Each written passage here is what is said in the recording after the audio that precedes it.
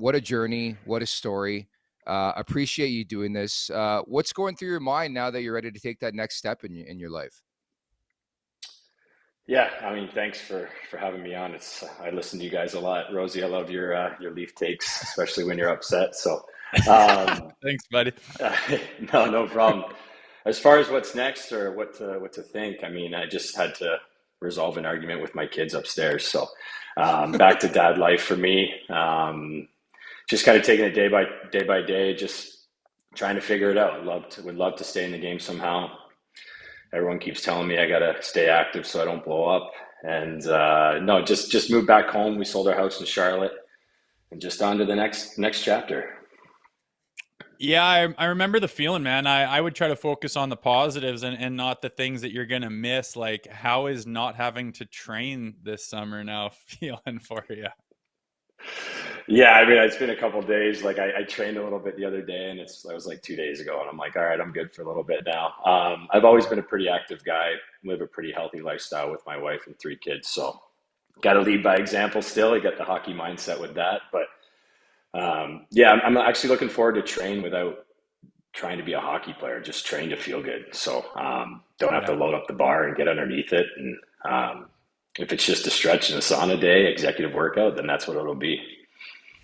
I love it. I love it. What led to your decision? I know the last couple of years have been a grind, and you've been fighting through things. Like NHL players and hockey players in general are just so different than any other pro athlete, in my opinion. What you guys put yourselves through. Yeah, I mean, I kind of had it in me, the decision that this was going to be my last year. Um, it's just been 15 years of grinding. Loved every second of it, but I broke my leg in December, and it was my 11th surgery. So it kind of made the decision a little Wow. easier. Mentally, I'm sure you guys can, I'm sure with you, Rosie, like I could play on 45, but it's the physical part of it, and how much time and effort and money I spent on my body just to feel okay.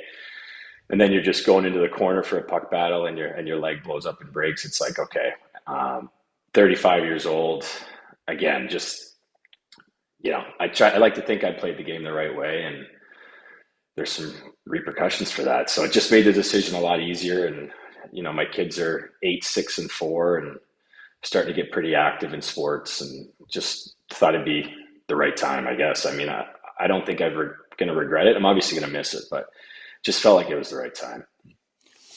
Well, congrats again, and good luck with anything you do next. I'm sure it'll be exciting, and I hope you enjoy it. I want to talk about what I would assume would be one of the highlights of your career is your time with the Florida Panthers, specifically in the playoffs. It was the year they went to the final, easily could have won, and it was looking back kind of the start of everything that happened in Florida, which everyone is talking about now. I'm curious, the fact that you were there kind of at the beginning. We were just talking before you got on about how Tkachuk was called out that team for being soft, and now they're anything but soft.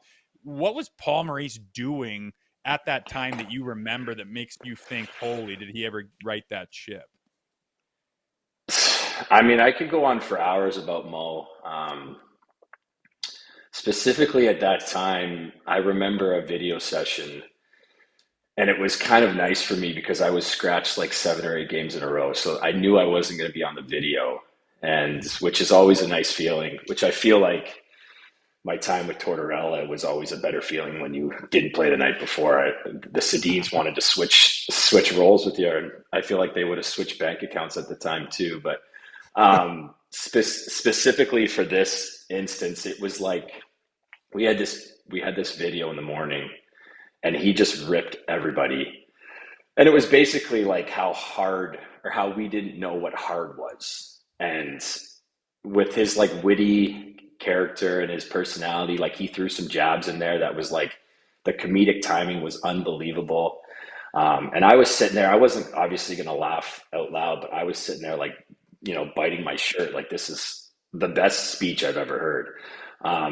And it kind of echoed what Big Walt said. Obviously, he said it to the media, and Mo said it behind closed doors. But it was right around that time where I was like, whoa, like this guy means business. And it kind of righted the ship. I got sent down shortly after that, and then got called back up right before the playoffs. So as far as what happened from that meeting to how their game changed to the start of the playoffs, I can't really attest to. But at that time, I remember that meeting, and I was like, "This is one of the best meetings I've ever been a part of."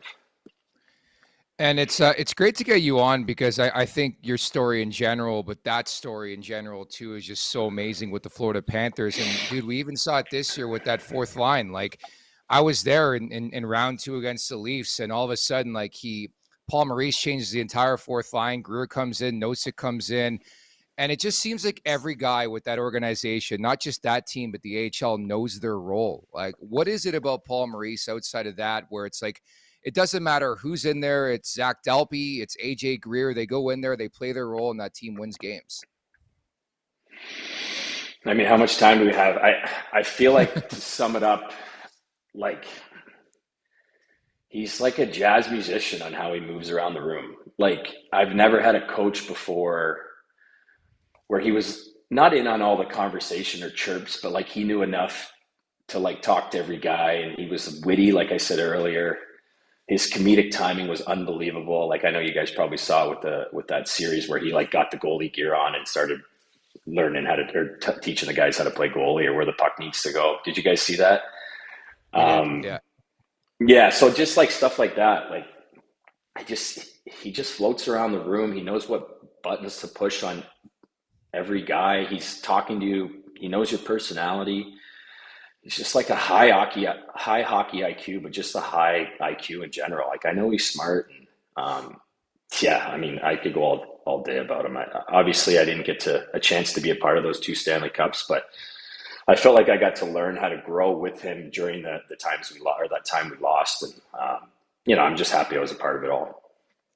Makes me a little sick to my stomach that the Leafs had him and didn't have any success.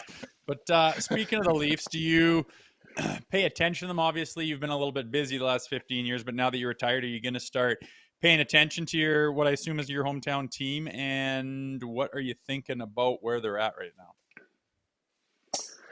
Oh, this is great. This is juicy. Yeah, I mean, I always pay attention to the Leafs because of the Gold Muzzy and you. And Thank you. Actually, my team growing up was the Vancouver Canucks, so I should probably sneak that in there. But growing up, obviously in Southern Ontario, Dad was a huge Leafs fan. Wife's favorite player is Darcy Tucker. Yeah, so the whole thing. I mean, it's kind of hard not to pay attention. Where they're at right now, my brother works in St. Louis, so he got to know Chief a lot, Craig Berube. Obviously had really good things to say about him. I feel like they have the right guy for the job there. And then it's just personnel and character. Like, as you guys know, the thing with Matthew Tkachuk coming in from Calgary, like it changed the culture of the team, where everybody was pulling on the same rope. So I feel like they were lucky to have something like that. But if you can somehow recreate that in Toronto, that's where it's going to be. I know the market's tough, and I know it's different than Florida and other places, but guys just want to play hockey and guys want to win. And if you get the right mix of guys, obviously it sounds like this most simple recipe ever, but very hard to do. So again, I don't know what the culture's like there. I don't know very many guys. I know Steve Lorentz, that's probably about it. But, maybe getting Marner out of there helps. I have no idea. Bringing somebody else in and seeing how it works. Hell of a hockey player he was, but maybe just a change of scenery and having somebody else in there. I'm not sure. I actually would love to pay more attention. Maybe watch a little bit more than your guys' show, but I love your take, so it's hard to get away from. The show's all you need. What are you talking about? Yeah, right. Yeah, we're your one-stop shop for all Maple Leafs conversation. I threw this in earlier. The Blue Jays haven't lost a game since Mitch Marner went to Vegas. But happy brought up Steven Lorentz. We had him on the pod last week, man. He just seems like an absolute beauty, a guy you want to work with, play with, and be teammates with. Yeah, I worked out with Stevie when he was 15 years old, trying to make I think it was the Peterborough Pete's at the time. So that's obviously dating myself. And I was trying to make the NHL. Great guy, really good storyteller, really good memory. And awesome guy to go have a beer with for sure. Now he's got his name on Lord Stanley, so can't hurt. Dalps, I'm just curious at some of the options on what you're thinking. Do you have any ideas on what you're doing post-career as far as a job, or are you just going to live the dad dream for a while and see what comes? I would like to do both. I mean, I can't sit idle. As you can tell, I'm like squirming in my seat here. Me too, buddy. Me too. No, like for me, like I was obviously for a lack of a better term, a tweener in my career. Carved out 15 years of trying to make the NHL, and I just feel like I have so much value to bring to the youth. I love the player development role aspect of things. I was just out in Utah as like a guest coach for their development camp, just trying to get my feet wet and see how I like it. And it was everything that I thought it would be and then some. So to answer your question, I'd love to be in that player development role. I know it's a lot of people want to do that. But for myself, I just feel like with how my career went, I'm really looking forward to getting my hooks into some young guys on the ice, but more importantly, making relationships with them off the ice and kind of being a sounding board for them. And listen, I was the best player on my team at one time too. And then I got to the NHL and I was playing 4.5 minutes. And a lot of these kids are going to go through that, and it's sink or swim, but you can only talk to your agent and your dad and your mom so much. And I feel like that player development role is going to be key. And moving forward with, as you guys know, how some of these kids' personalities are and how they're raised, they're going to need that. So that's what I'm passionate about, and I'm hoping. I mean, I think I've emailed every GM, and I've had a lot of rejection lately, but I just got to wait in the weeds for the right moment. Fair enough. And it's funny you say that too, because I'm still trying to figure out this Isaac Howard kid. Didn't want to play for John Cooper and the Tampa Bay Lightning. So there you go, buddy. Go play in Edmonton. And I know McDavid's there for now, but how long is McDavid going to be there is the question. We glossed over a man who is important in your career, and that is Bill Zito, Dalps. I can't believe we're sitting here a month later, and he brought back all three of those fucking guys. It just drives me insane. Bill Zito, just speak. When I say that name, what comes to mind to you? Hard to get on the phone. For one. No, Bill Zito. I had him